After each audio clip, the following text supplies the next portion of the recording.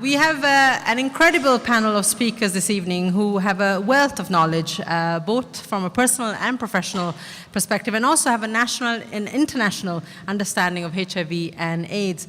And through their contributions, we will explore the issues such as stigma. Why is it still there? What can we do about it? What can individuals like yourselves, NGOs, governments do to make sure to leave no one behind, which of course is part of the theme tonight. And with this year's International World AIDS theme being Know Your Status, we ask what are the challenges in getting people to know their status?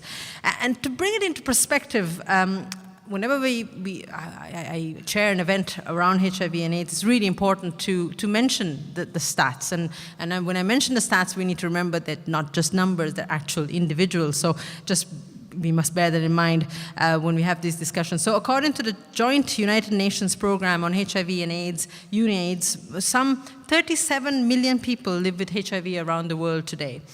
In a report, the UN body said that the global response to HIV and AIDS was at a precarious point, adding that while treatment rates were rising and the number of deaths are falling, the success in saving lives has not been matched with the equal success in reducing new HIV infections. And deaths from AIDS have fallen to the lowest level this century, with fewer than 1 million people dying from AIDS-related illnesses last year. But funding crisis, prevention services not reaching vulnerable populations, and of course discrimination still remain worrying issues today. According to UNAIDS, in total, more than 77 million people around the world have become infected with HIV since the epidemic emerged in the 1980s. And this really, like when I say this next figure, it really catches me. It's under half of that. 35.4 million people have died from AIDS-related illnesses. 35.4 million people. So we must remember that this discussion is so important, and thank you so much for being here tonight to talk about this. And we must remember that figure in our heads when we are having this discussion.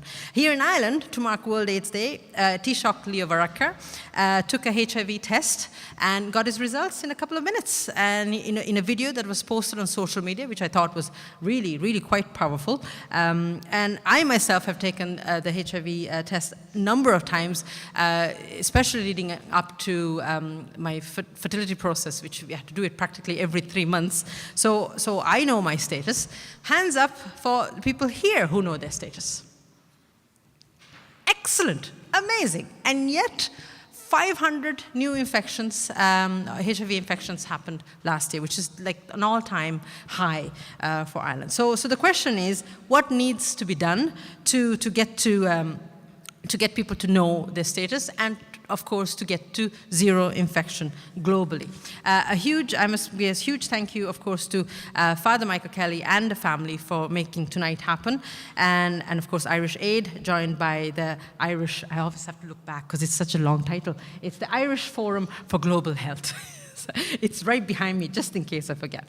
Okay, so that said, we're going to have a number of speakers here, and we'll have a panel discussion. And of course, at the end of our time together, you'll get a chance to actually pose some questions, which, just looking around the room, I can see so many people who are very active in this community, and I'm really looking forward to hearing your voice as well, included in tonight's proceedings. So, without further ado, it gives me a huge pleasure and honor indeed to welcome the Minister for State for the Diaspora and International Development, Kieran Cannon.